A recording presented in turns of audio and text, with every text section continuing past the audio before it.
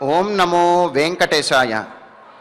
సజలజలదనీలం సన్మునిస్తుత్యలీలం నిఖిల నిగమమూలం యాతు ధానాంతకాలం తిలకలసితఫాలం సర్వదా లోకపాలం విధృత కనకచేలం నౌమి సీతానుకూలం. వేదాంతాది శాస్త్రములకు సారభూతమైనటువంటి వాడు, మహర్షుల చేత ఎల్లప్పుడూ స్తుతింపబడువాడు, లీలామానుష విగ్రహుడు అయినటువంటి శ్రీరామచంద్రునికి నమస్కరిస్తూ తదభిన్న స్వరూపుడైనటువంటి ఆ శ్రీనివాసుని యొక్క దయా విశేషం చేత సమస్త మానవాళికి ధర్మ తత్పరతను సకల కార్యసిద్ధిని చేకూర్చాలన్నటువంటి సంకల్పంతో తిరుమల తిరుపతి దేవస్థానం వారు నిర్వహిస్తున్నటువంటి శ్రీమద్ రామాయణం అయోధ్యాకాండ ప్రవచన పారాయణ కార్యక్రమంలో నేటికి మనం 287వ రోజులకు ప్రవేశించాం. ఈ కార్యక్రమంలో ముందుగా చక్కటి అన్నమాచార్యుల వారి సంకీర్తనను శ్రవణం చేద్దాం. ఓం నమో వెంకటేశాయ. రామాయ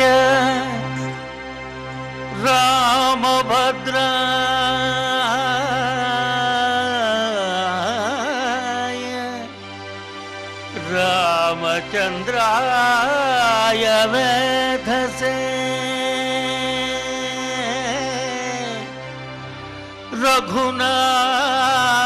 రఘునాథాయ నాథాయ సీతాయ పతయే నమః.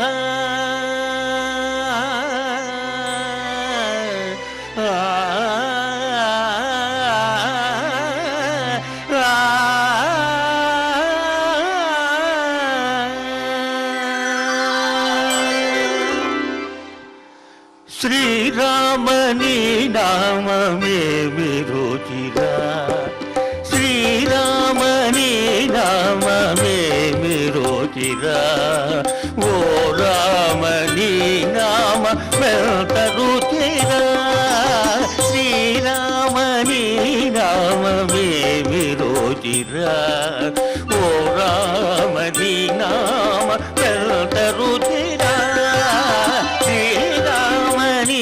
నామ మేమిరుచిరా, ఓ రామని నామ వెంతరుచిరా.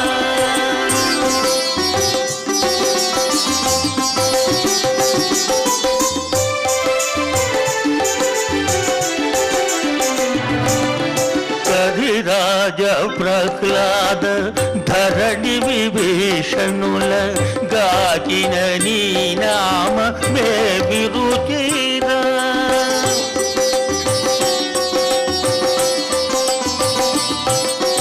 కధిరాజ ప్రహ్లాద ధరణి విభీషణుల గాచిన నీ నామ మే విరుచిరా, కదళి ఖజూరాది ఫలములధికమౌ, కదళి ఖజూరాది ఫలములధికమౌ, కమ్మని నీ నామమే విరోచిరా, కమ్మని నీ నామ మేమి రుచిరా, శ్రీరామని నామమే విరోచిరా, ఓ రామ నీ నామ వెంత రుచిరా.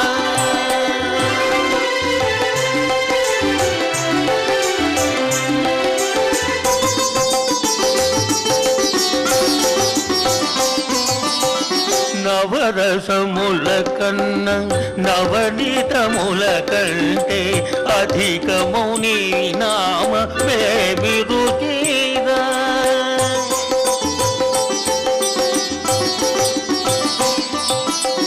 నవరసముల కన్న నవనీతముల కంటే అధికము నీ నామమే విరుచిరా, పనస జంబూ ద్రాక్ష ఫలరసముల కంటే, పనస జంబూ ద్రాక్ష ఫలరసముల కంటే అధికము నీ నామమే విరుచిరా, అధికము నీ నామ మేమి రుచిరా, శ్రీరామని నామ మేమిరోచిరా ఓ రామ నీ నామమెంత రుచిరా శ్రీరామ నీ నామమే విరోచిరా ఓ రామ నీ నామమెంత రుచిరా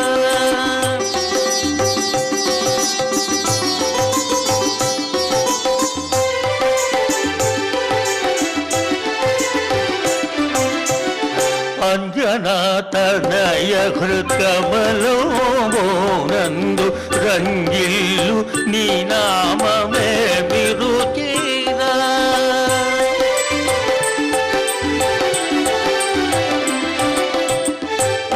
అంజనాతనయ హృత్కమలోనందు రంగిల్లు నీ నామమే విరుచిరా సదాశివుడు తానే వేళ భజియుడు సదాశివుడు తానే వేళ భజియుడు శుభరూపణి నామమే విరుచిరా శుభరూపణి నామమే విరుచిరా శ్రీరామని నామమే విరుచిరా ఓ రామ నీ నామమెంత రుచిరా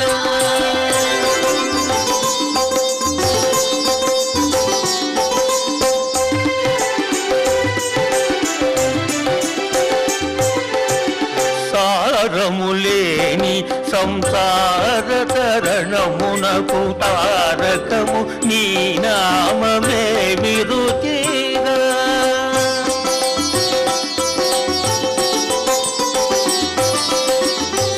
సారములేని సంసార తరణమునకు తారకము నీ నామమే విరుచిరా శరణుల జనులను సరగుణ రక్షించు శరణుల జనులను సరగుణ రక్షించు బిరుదు కలిగిన నామమే విరుచిరా బిరుదు కలిగిన నామ విరుచిరా శ్రీరామని నామ విరుచిరా ఓ రామని నామ మెంత రుచిరా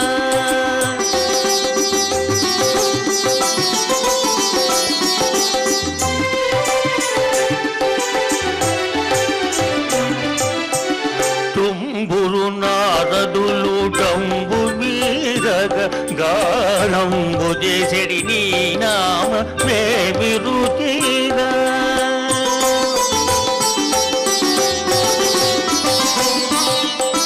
తుంబురు నారదులు డంబు మీరగ గానంబు చేసెడి నీ నామ విరుచిరా హృదయా భద్రాచల శ్రీరామదాసుని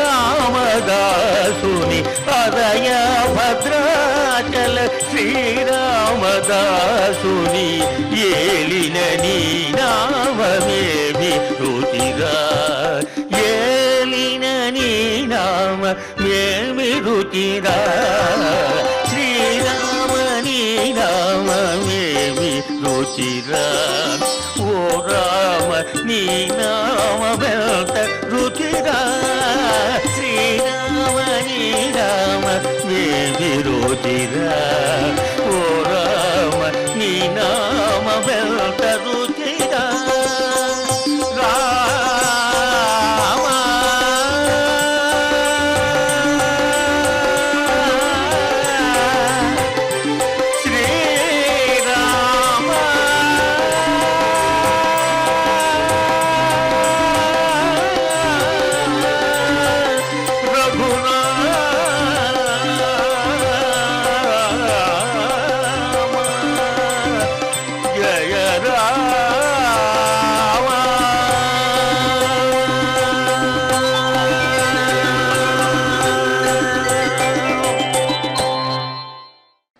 ఇప్పుడు శ్రీ గురు ధ్యానపూర్వకంగా సంకల్ప వాక్యాలను అందరము కలిసి పలుకుతూ ఈ కార్యక్రమాన్ని ప్రారంభం చేసుకుందాం.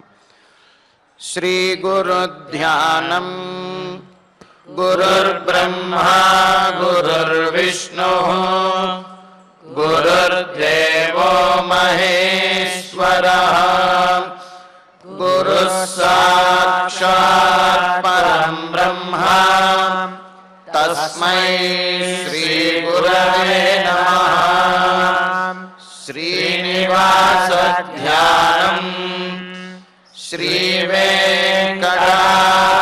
निलयः कमलाकामुकः पुमान् अभङ्गुरविभूतिर्नः तरङ्गयतु मङ्गलम् अथ सङ्कल्पः श्रीमदादिवराहक्षेत्रे विराजमानस्य श्रीपद्मावती जानेः अखिलाण्डकोटिब्रह्माण्डनायकस्य श्रीरामचन्द्ररूपान्तरस्य भगवतः श्रीवेङ्कटेश्वरस्वामिनः सन्निधौ हनुमत्सीता लक्ष्मण भरतशत्रुघ्न परिवार समेत श्रीरामचन्द्र परब्रह्मणः परिपूर्णानुग्रहेण अस्मिन् भुवने समस्ताधिव्याधीनां निवारणार्थं भारतवर्षे विद्या वित्तवाणिज्य कृषिवैद्यवैज्ञानिक देशरक्षणादिरङ्गेषु विद्यमानानाम् आस्तिकमहाजनानां सर्वेषां सकुटुम्बानाम् आयुरारोग्यैश्वर्य सद्बुद्धीत्यादि सर्वशुभफलप्राप्त्यर्थं धर्माचरणद्वारा श्रीरामराज्यस्य पुनर्व्यवस्थापनार्थम् उद्योगार्थिनां समुचितोद्योगप्राप्त्यर्थं दम्पतीनाम् अनुकूलदाम्पत्यसिद्ध्यर्थं सन्तानस्य पितृवाक्यपरिपालनानुकूल बुद्धिप्रचोदनार्थं सकलकार्यसिद्ध्यर्थं गोसंरक्षणार्थं च श्रीमद्वाल्मीकिरामायणे अयोध्याकाण्डे यथाशक्ति श्लोकव्याख्यानपुरःसरम् 32 सर्गश्लोकपारायणम् तथा श्रीधन्वन्तरिमन्त्रपारायणम् च अन्योन्यसाहाय्येन आचार्यमुखेन करिष्यामहे। श्रीवाल्मीकिप्रार्थना कूजन्तं राम रामेति मधुरं मधुराक्षरम् आरुह्य कविताशाखाम् वन्दे वाल्मीकिकोकिलम्। श्री आञ्जनेय प्रार्थना मनोजवं मारुततुल्यवेगम् जितेन्द्रियं बुद्धिमतां वरिष्ठम् वातात्मजं वानरयूथमुख्यम् श्रीरामदूतं शिरसा नमामि। श्रीरामायण प्रार्थना वाल्मीकिगिरिसम्भूता रामसागरगामिनी पुनाति भुवनं पुण्या रामायण महानदी। श्रीराम प्रार्थना अयोध्याख्येतु गुर्वर्धे త్యక్త్వా రాజ్యం గిరౌ వసన్ పాదుకే భరతాయాదాత్ స రామః శరణం మమ. శ్రీరామచంద్ర పరబ్రహ్మణే నమః. అథ శ్రీమద్ రామాయణే ఆదికావ్యే అయోధ్యాకాండే 32 సర్గః. శ్రీమన్నారాయణ చరణౌ శరణం ప్రపద్యే. శ్రీమతే నారాయణాయ నమః. శ్రీరామాయ నమః. హారంచ హేమసూత్రంచ భార్యాయై సౌమ్యహారయ రశనాం చాధునా సీత దాతుమిచ్చతి తే సఖే.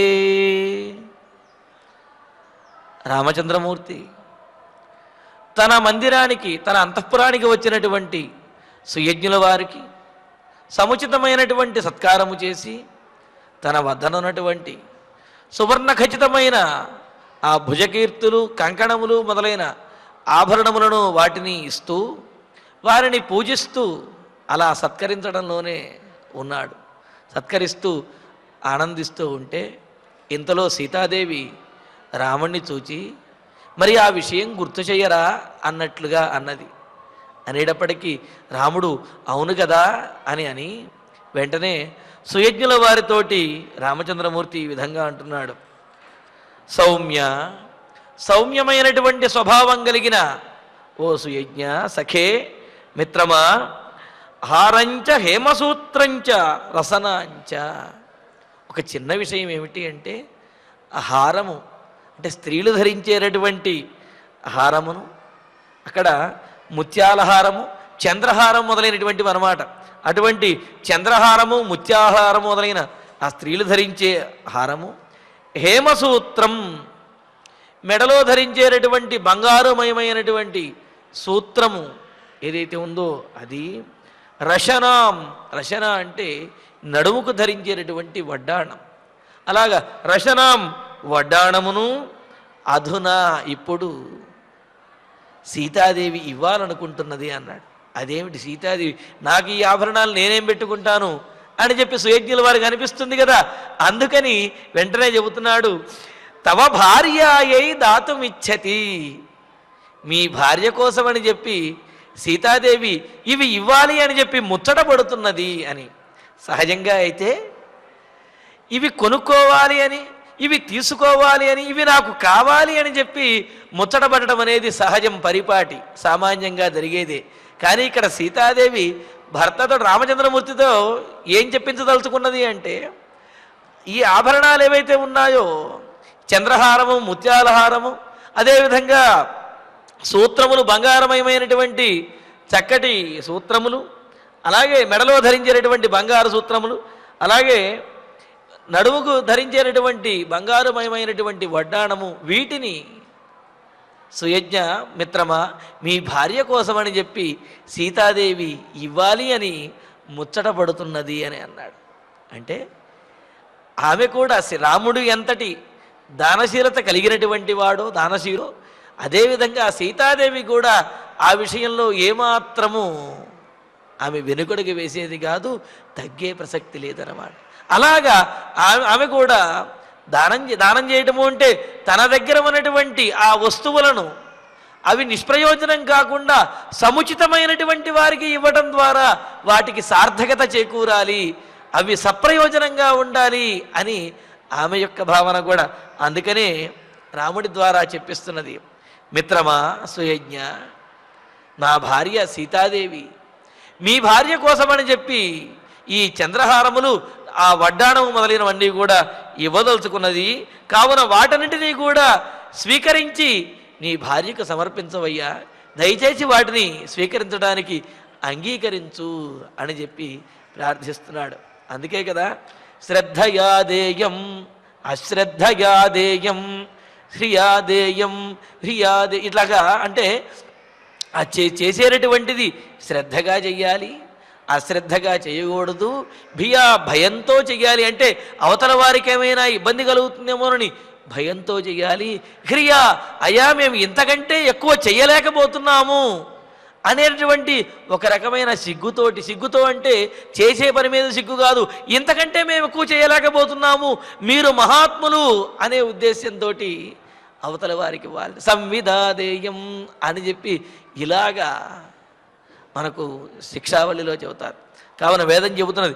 కావున వీళ్ళు ఈ రామచంద్రమూర్తి కూడా ఇదిగో ఇవి తీసుకో, అదిగో అవి తీసుకో అని చెప్పి ఏదో తాను ఇచ్చేవాడుగాను తీసుకునేవాడిని తక్కువగాను ఆయన భావించడం లేదు. దయచేసి మేము ఇచ్చేటటువంటి వాటిని గ్రహించమని చెప్పి ప్రార్థనాపూర్వకంగా చెబుతున్నాడు అన్నమాట. ఎందుకు అంటే సపాత్రదానము చెయ్యటము అనేది చాలా గొప్ప విశేషము.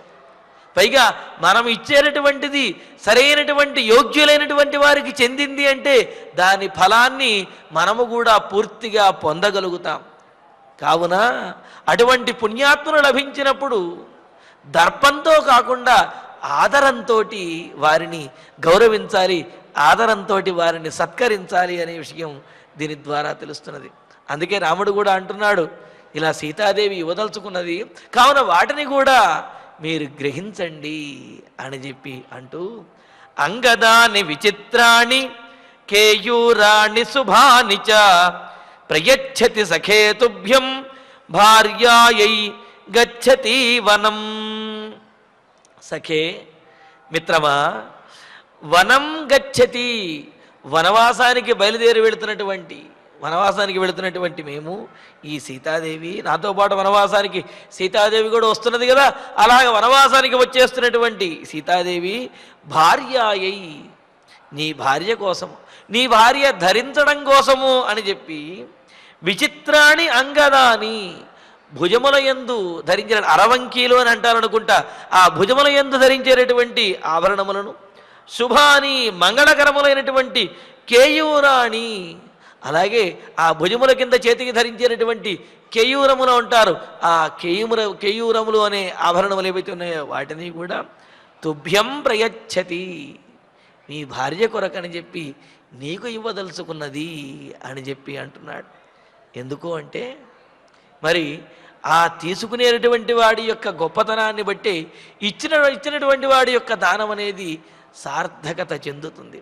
అందుకే కదా బలిచక్రవర్తి కూడా తాను దానం చేయదలుచుకున్నప్పుడు, నాయనా ఈ దానం గనక చేసినట్లయితే నువ్వు ఆపదల పాలవుతావు అని శుక్రాచార్యులు వారు చెప్పి వచ్చినటువంటి వాడు విష్ణువు అనే విషయం చెబితే అప్పుడు బలిచక్రవర్తి మరింత ఉత్సాహంతో ఉంటాడు. ఏమిటి వచ్చినటువంటి వాడు విష్ణువా? ఒకవేళ విష్ణువే కానీ అయినప్పటికీ కూడా విష్ణువంతటి వాడికి దానం చేసేటటువంటి భాగ్యము నాకు మాత్రమే కలిగింది, నన్ను మించినటువంటి దాత ఇంకెవరూ కూడా ఉండడు అని అంటాడు.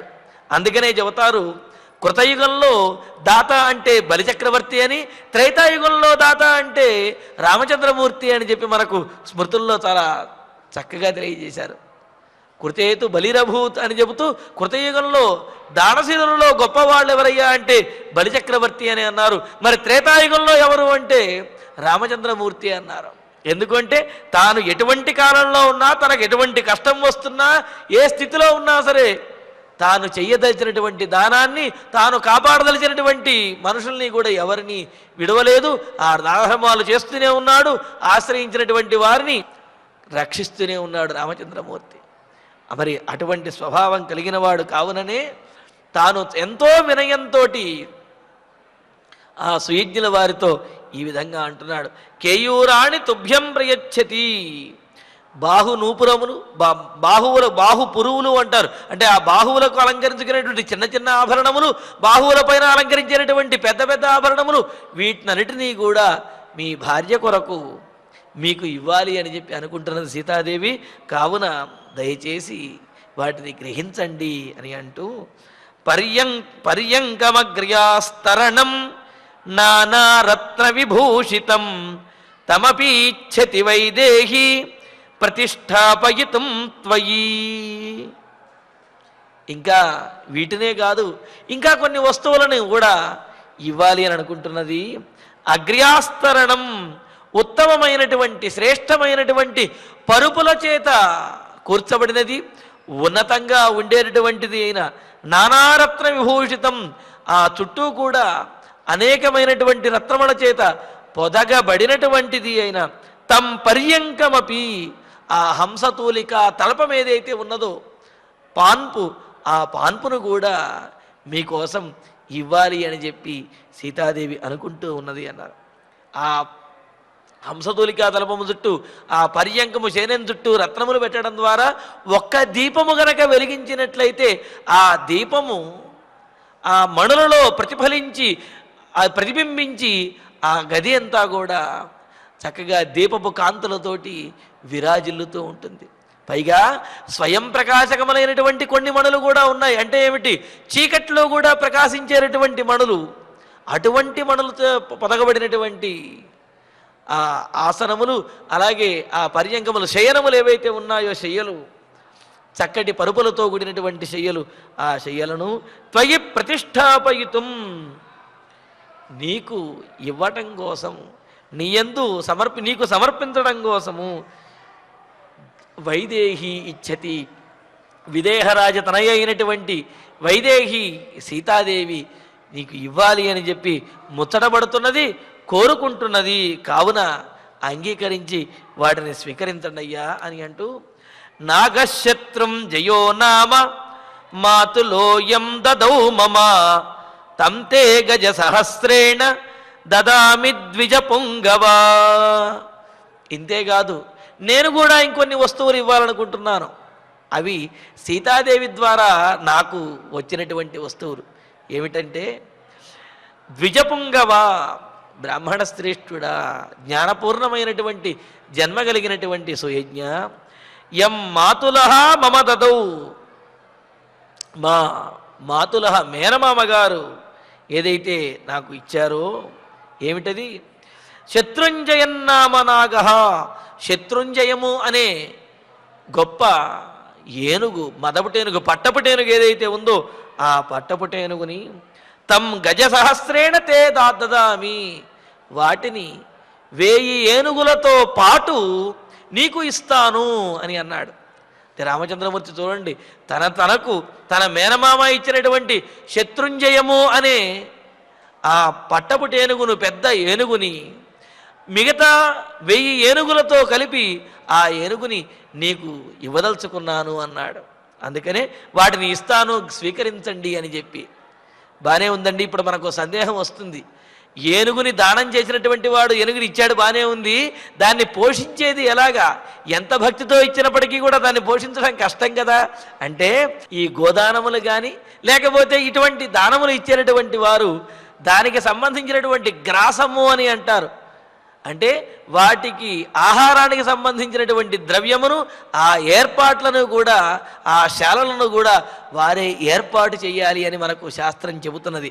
అందుకనే ఇక్కడ సుయజ్ఞుల వారికి ఏనుగులిచ్చి వదిలేస్తే దాన్ని భరించడానికి ఆయన ఆ తపస్సులు చేసి తపశ్శక్తిని అందరినీ కూడా దారపోసి వాటిని పోషించవలసి వస్తుంది. అందుకనే రామచంద్రమూర్తి ఆ ఏనుగులను పోషించడానికి, ఆ ఏనుగులను ఉంచడానికి కావలసినటువంటి ఏర్పాట్లతో పాటుగా 1000 ఏనుగులతో పాటు శత్రుంజయము అనే ఏనుగుని మీకు మీకు ఇవ్వదలిచాను. కావున వాటిని స్వీకరించి మమ్మల్ని అనుగ్రహించండి అని అంటున్నాడు. పైగా వీటిలో ఒక్కొక్క దానిని ఇవ్వడం ద్వారా ఒక్కొక్క ఫలాన్ని ప్రత్యేకంగా చెప్పారు. వాటిని కూడా మనం తర్వాత చెప్పుకుందాం. ఇలాగా మా మేనమామ గారు ఇచ్చినటువంటి శత్రుంజయము అనే ఏనుగు ఏదైతే ఉన్నదో దానిని, ఆ పట్టపుటేనుగుని మిగతా 1000 ఏనుగులతో కలిపి, గజములతో కలిపి మీకు ఇస్తాను, వాటిని గ్రహించండి అని అన్నాడు. అని ఇత్యుక్త సఖిరామేణ సుయజ్ఞ ప్రతిగృహ్య తత్ రామలక్ష్మణ సీతానాం ప్రయుయోజాశిషశుభా.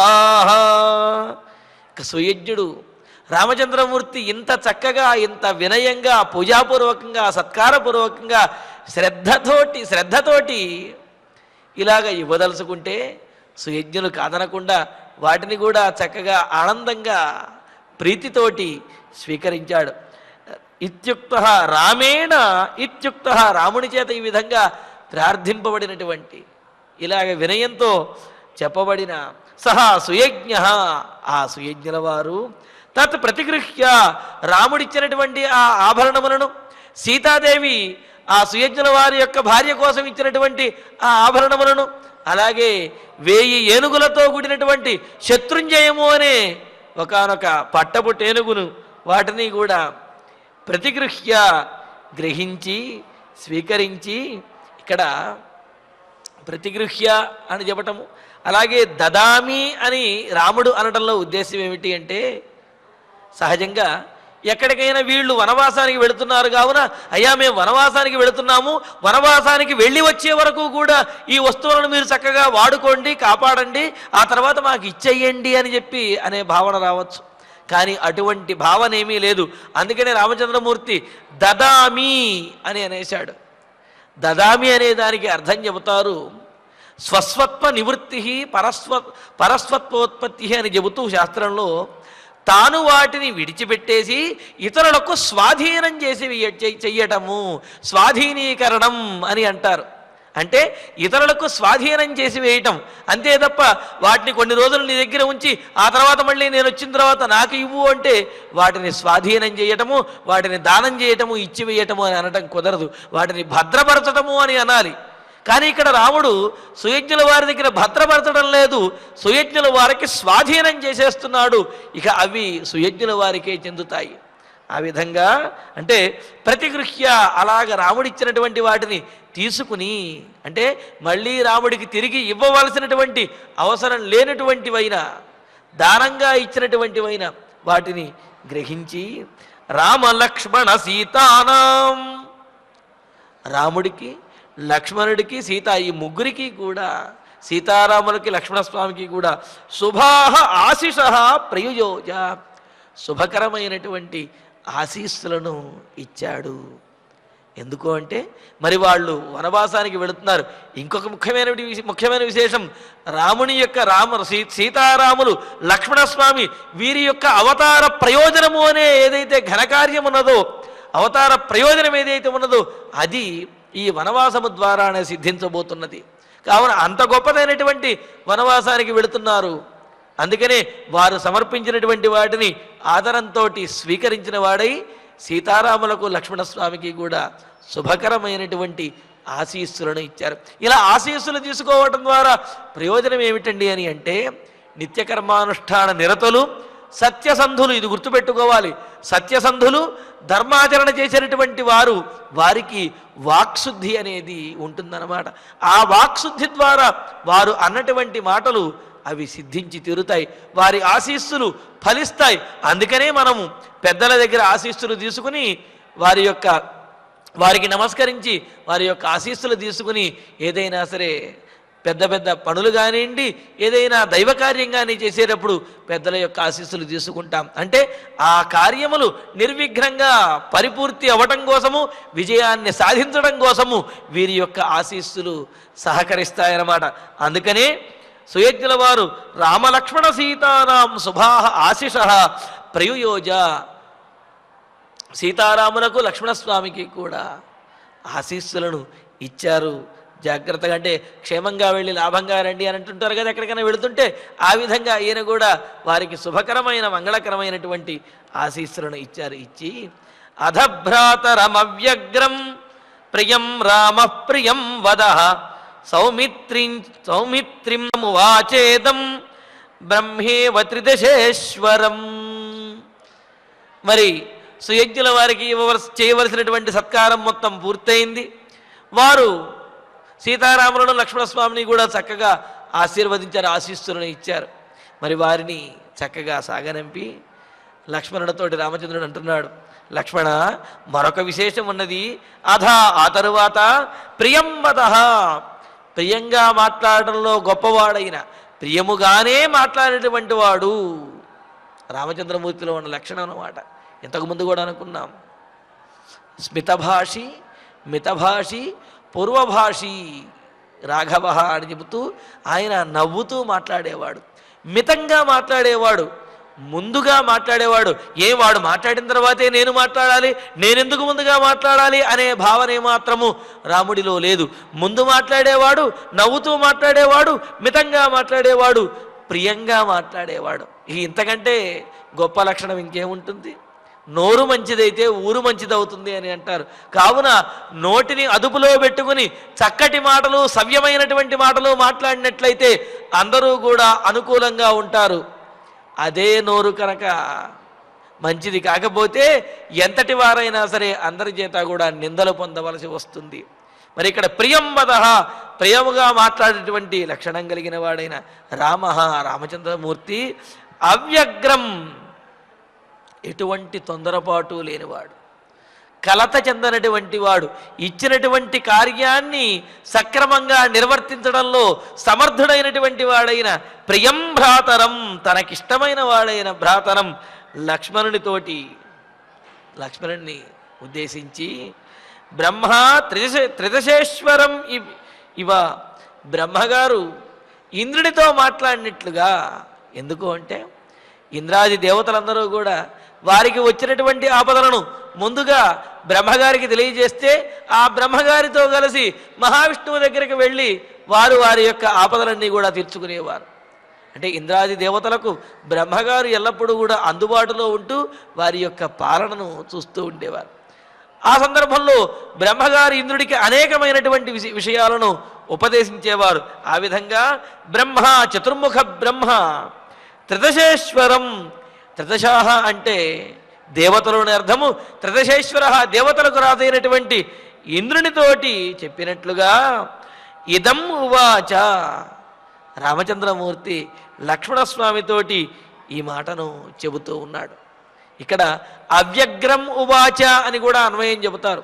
అంటే ఎటువంటి తొందరపాటు, అలాగే ఎటువంటి సందేహము, కలత లేకుండా రామచంద్రమూర్తి లక్ష్మణస్వామితో చెప్పాడు అని. అంటే తాను చెయ్యదలుచుకున్నటువంటి కార్యము మీద ఎటువంటి సందేహము, సంశయము లేదు. కావున నిస్సంశయంగా, నిశ్చయంగా వారి యొక్క మాటలు ఉన్నాయి, వారి యొక్క చేష్టలు, వారి హావభావాలు ఆ విధంగా ఉన్నాయి. అందుకనే అవ్యగ్రం, లక్ష్మణస్వామి కూడా ఎటువంటి తొందరపాటు, సందేహము లేకుండా, కలత చెందకుండా చాలా ధైర్యంగా ఉన్నాడు.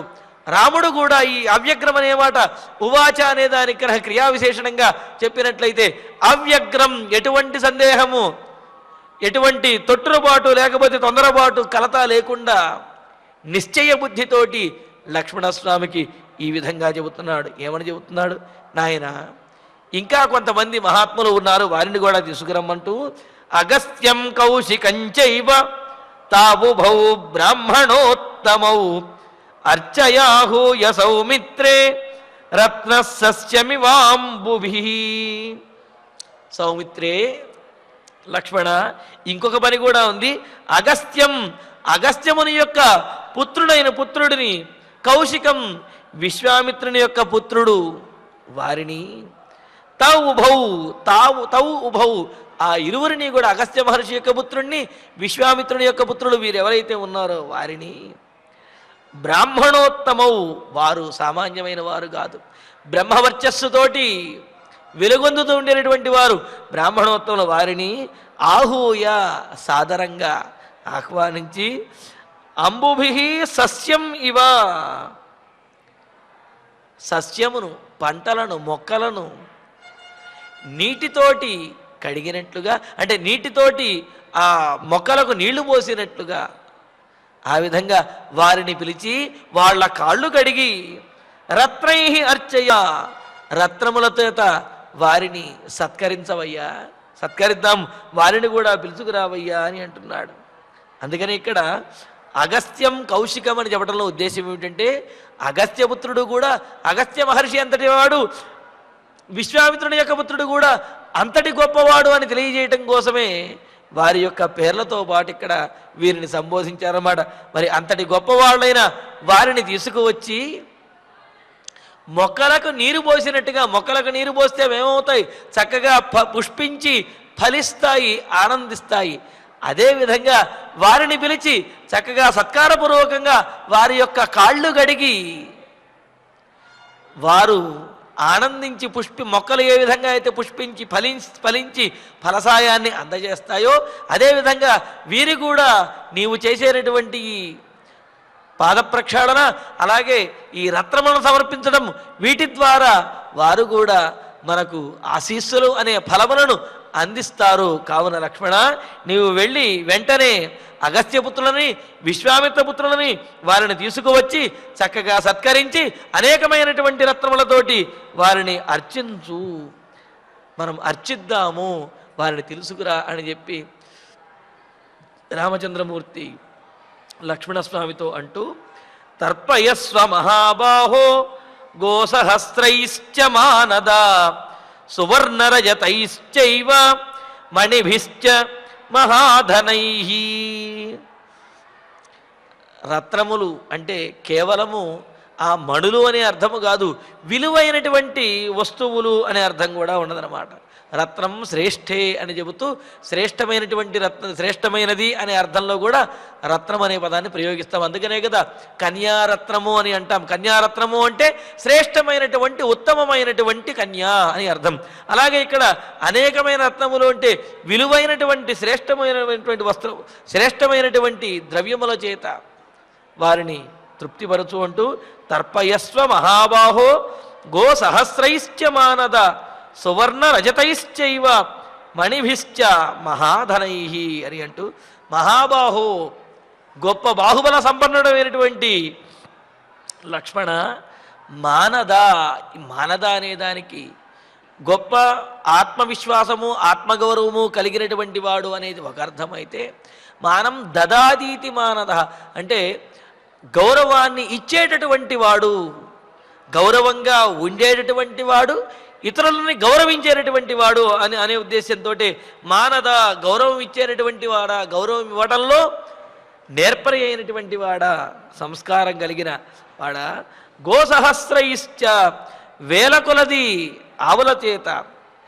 ఇంకా సువర్ణై బంగారముల చేత, రజతై గోవులను బంగారములను, రజతములు వీటిని కూడా, రజతై మహాధనై అనేకమైనటువంటి ధనముల చేత, సంపదల చేత, విక్కులు విలువైన ధనముల చేత, మణిభిశ్చ అనేక రత్నములతోటి మణుల చేత కూడా, తర్పయస్వ వారికి తృప్తి కలిగే విధంగా, వారు ఆనందించే విధంగా నీవు వారిని సత్కరించవయ్యా అని అన్నారు. పైగా ఇక్కడ గోవులను అనడం ద్వారా గవా మంగేషు తిష్టంతి భువనాన్ని చతుర్దశ అని అంటూ, గోవుల యొక్క ఆ శరీరముల అవయవములలో 14 భువన భాండములు కూడా ఉన్నాయి, సమస్తమైనటువంటి దేవతలు కూడా ఉన్నారు. అందుకనే కదా గోదానానికి అంత ప్రాశస్త్యం అనేది. ఆ విధంగా గోదానాన్ని చేయటం ద్వారా సమస్తమైనటువంటి దేవతలు ఆనందిస్తారు. 14 భువన భాండములలో ఉన్నటువంటి శ్రేష్టమైనటువంటి వస్తువులన్నింటినీ కూడా దానం చేసినటువంటి ఫలం అనేది కలుగుతుంది. మరి అటువంటి గోవులను 1000 గోవులను వారికి ఇచ్చి వారిని ఆనందపరచు అని అన్నాడు. మరి ఇన్ని గోవులను ఇస్తే వాళ్ళేం చేసుకుంటారండి, అన్ని గోవుల యొక్క పాలు కూడా వాళ్ళు తాగలుగుతారా అని అంటే, ఒకానొకప్పుడు పూర్వము ఇప్పుడు ఏ విధంగా అయితే డబ్బు చలామణిలో ఉన్నదో, నాణెములు కానివ్వండి నోట్లు కానీ ఇలా చలామణిలో ఉన్నాయో, ఒకానొకప్పుడు గోసంపదతోటి వాళ్ళ యొక్క సంపదను కొలిచేవారనమాట.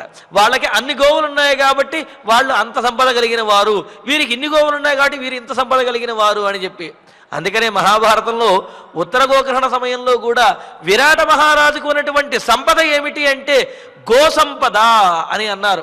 ఆ గోసంపదతోటే విరాట మహారాజు గొప్ప పేరు తెచ్చుకున్నాడు.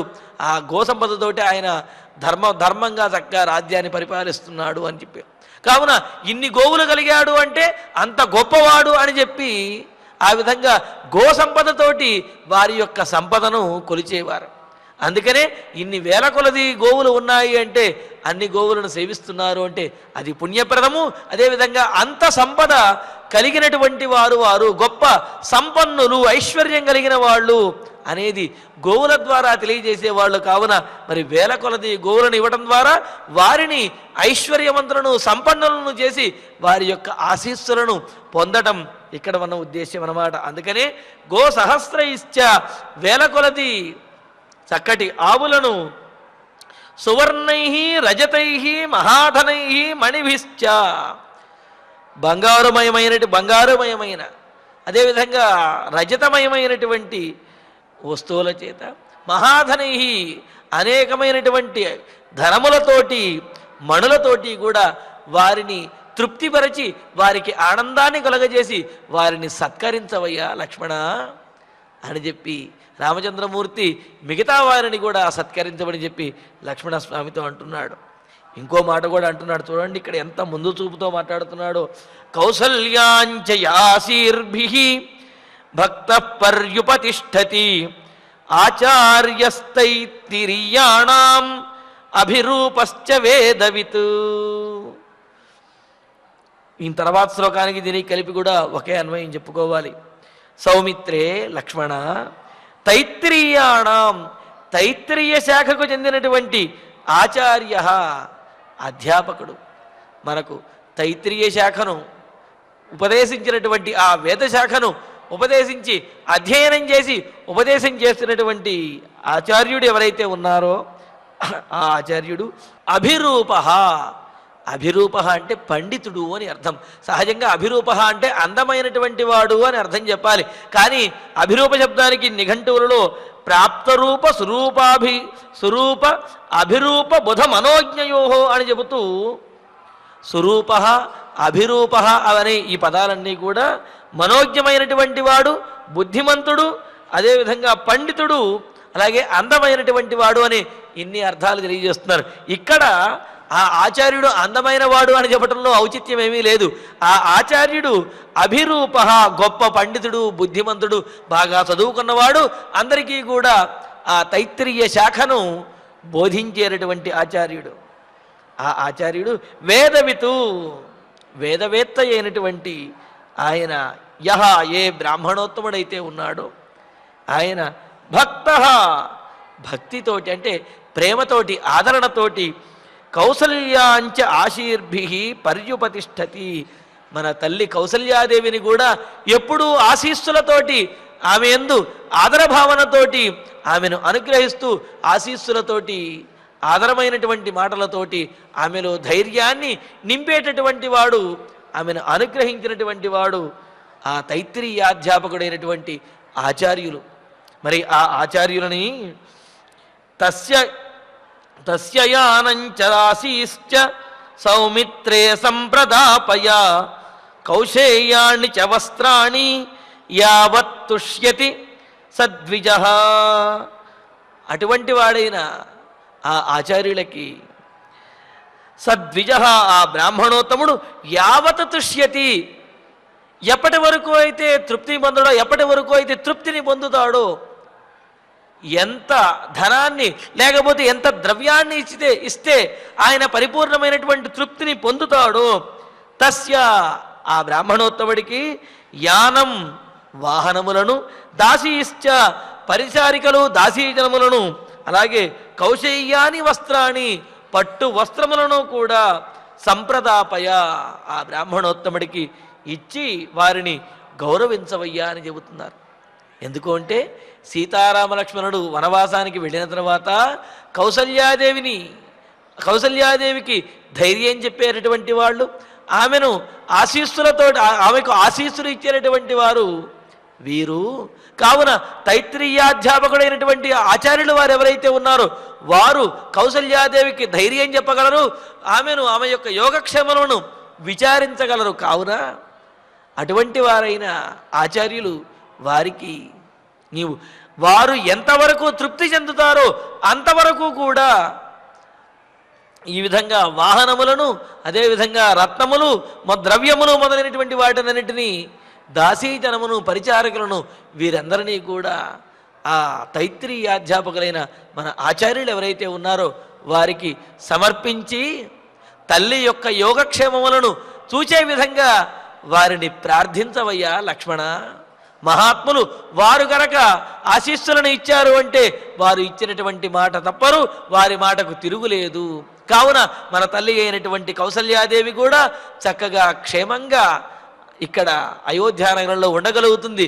కావున ఆమెను ఎల్లప్పుడూ కూడా ఆమెకు ఆశీస్సులను అందించేటటువంటి ఆ తైత్తిరీయాధ్యాపకులైన ఆచార్యులను సత్కరించవయ్యా లక్ష్మణ అని చెప్పి ఈ విధంగా ఆ ఆచార్యులను, బ్రాహ్మణోత్తములను, వారినందరినీ సత్కరించి వారి యొక్క ఆశీస్సులను తీసుకోవటము, అలాగే కౌసల్యాదేవికి ఒక వ్యవస్థను ఏర్పాటు చేయటము.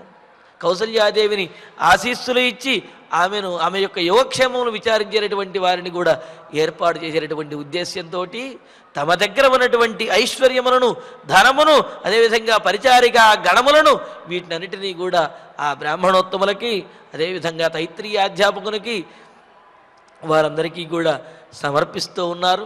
మరి మిగిలినటువంటి పరిజనులు, అలాగే వీరిని సేవించినటువంటి వారెవరైతే ఉన్నారో వారందరికీ కూడా అమితమైనటువంటి ధనాన్ని, అమితమైనటువంటి సంపదలను ఇస్తున్నారు.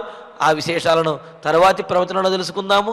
ఇక ఇప్పుడు ఆచార్యుల వారి ద్వారా శ్లోకాలను పారాయణ చేసుకుందాము.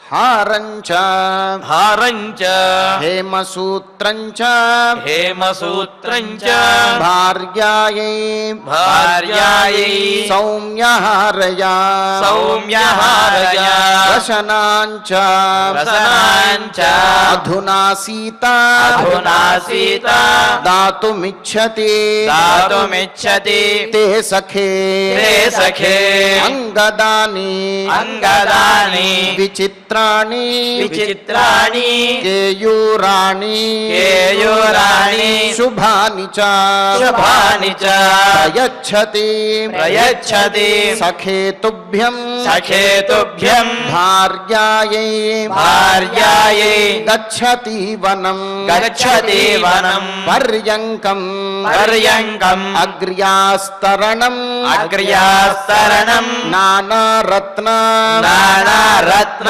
విభూషితం విభూషితం నానారత్న విభూషితం నానారత్న విభూషితం తమపీచ్చతి తమపీచ్చతి వైదేహి వైదేహి ప్రతిష్టాపయితుం ప్రతిష్టాపయితుం త్వయి త్వయి నాగః నాగః శత్రుంజయో నామ శత్రుంజయో నామ మాతులోయం మాతులోయం దదౌ మమ దదౌ మమ తంతే తంతే గజసహస్రేణ గజసహస్రేణ దదామి దదామి ద్విజపుంగవ ద్విజపుంగవ ఇత్యుక్తః ఇత్యుక్తః సహి రామేణ సహి రామేణ సుయజ్ఞః సుయజ్ఞః ప్రతిగృహ్య తత్ ప్రతిగృహ్య తత్ రామలక్ష్మణ రామలక్ష్మణ సీతానాం సీతానాం రామలక్ష్మణ సీతానాం రామలక్ష్మణ సీతానాం ప్రయుయోజ ప్రయుయోజ ఆశిషః శుభాః ఆశిషః శుభాః అథ భ్రాతరం అథ భ్రాతరం అవ్యగ్రం అవ్యగ్రం ప్రియం రామః ప్రియం రామః ప్రియం వదః ప్రియం వదః సౌమిత్రిం సౌమిత్రిం తమువాచేదం తమువాచేదం బ్రహ్మేవ బ్రహ్మేవ త్రిదశేశ్వరం త్రిదశేశ్వరం అగస్త్యం అగస్త్యం కౌశికం చైవ కౌశికం చైవ తావుభౌ తావుభౌ బ్రాహ్మణోత్తమౌ బ్రాహ్మణోత్తమౌ అర్చయాహూయ అర్చయాహూయ సౌమిత్రే సౌమిత్రే రత్నై సస్యం రత్నై సస్యం ఇవాంబుభిః ఇవాంబుభిః తర్పయస్వ తర్పయస్వ మహాబాహో మహాబాహో గోసహస్రైశ్చ గోసహస్రైశ్చ మానద మానద సువర్ణైః సువర్ణైః రజతైశ్చైవ రజతైశ్చైవ మణిభిశ్చ మణిభిశ్చ మహాధనైః మహాధనైః కౌసల్యాంచ యా కౌసల్యాంచ యా ఆశీర్భిః ఆశీర్భిః భక్తః భక్తః పర్యుపతిష్ఠతి పర్యుపతిష్ఠతి ఆచార్యః ఆచార్యః తైత్తిరీయాణాం తైత్తిరీయాణాం అభిరూపశ్చ అభిరూపశ్చ వేదవిత్ వేదవిత్ తస్య యానం చ తస్య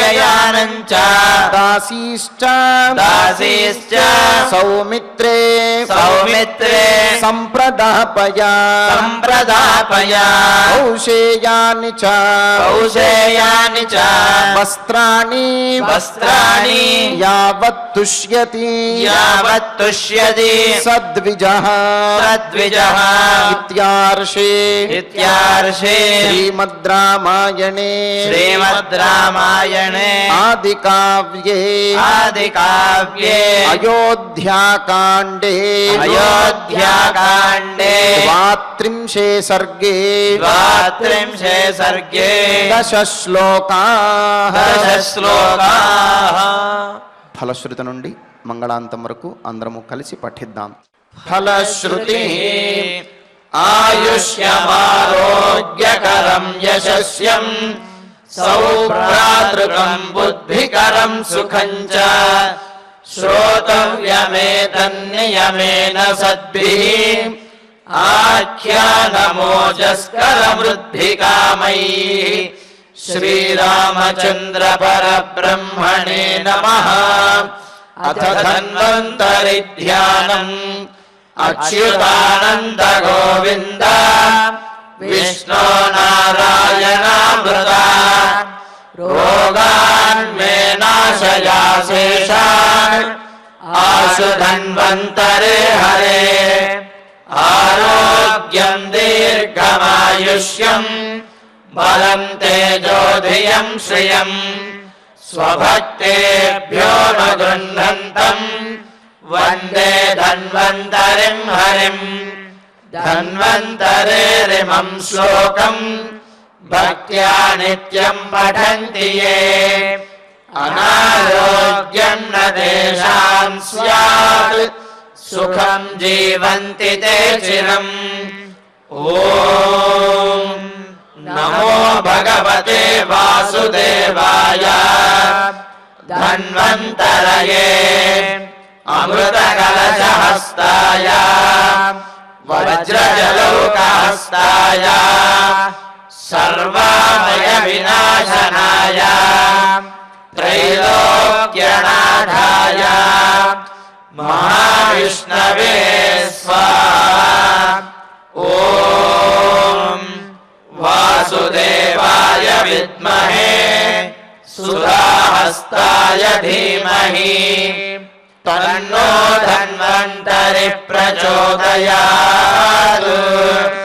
అథ నవగ్రహ ప్రార్థనా ఆరోగ్యం పద్మబంధుర్వితరతు నితరాం సంపదం శీతరశ్మిః భూలాభం భూమిపుత్రః సకల గుణయుతాం వాగ్విభూతిం చ సౌమ్యః సౌభాగ్యం దేవమంత్రీ రిపుభయశమనం భార్గవః శౌర్యమార్గిః దీర్ఘాయుః సైంహికేయః విపులతరయశః కేతుః ఆచంద్రతారం అరిష్టాని ప్రణశ్యంతు దురితాని భయాని చ శాంతిరస్తు శుభం మేస్తు గ్రహాః కుర్వంతు మంగళం. అథ క్షమా ప్రార్థనా యదక్షరపదభ్రష్టం మాత్రాహీనం చ యద్భవేత్ తత్సర్వం క్షమ్యతాం దేవా నారాయణ నమోస్తుతే. అథ భగవత్ సమర్పణం కాయేన వాచా మనసేంద్రియైర్వా బుద్ధ్యాత్మనా వా ప్రకృతే స్వభావాత్ కరోమి యద్యత్ సకలం పరస్మై నారాయణాయేతి సమర్పయామి. అథ మంగళం శ్రియః కాంతాయ కళ్యాణ నిధయేర్థినాం శ్రీవేంకట నివాసాయ శ్రీనివాసాయ మంగళం.